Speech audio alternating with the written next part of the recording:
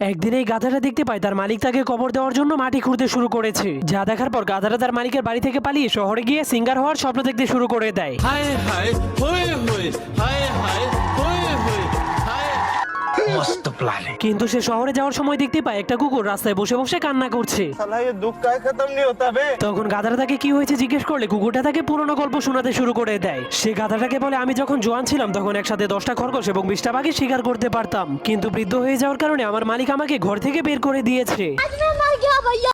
तेरी बहन बियाह कर बाका। যা শোনার পর সে কুকুরটাকেও তার সাথে শহরে নিয়ে যেতে শুরু করে, কিন্তু তখন সে কুয়োর মধ্যে একটা বিড়ালের কান্নার আওয়াজ শুনতে পায়, যার কারণে তারা দুইজন কুয়ো থেকে বিড়ালটাকে বাঁচিয়ে দেয়। কারণ এই বিড়ালটা বৃদ্ধ হয়ে যাওয়ার কারণে তার মালিক তাকে কুয়োর মধ্যে ফেলে দিয়েছিল। कैसे कैसे लोग रहते हैं यार यहाँ पे। যা শোনার পর গাধাটা বিড়ালটাকেও তার সাথে শহরে নিয়ে যেতে শুরু করে, কিন্তু তখনই তিনজন দেখতে পায় একটা লোক একটা মোরগকে জবাই করে ফেলছে।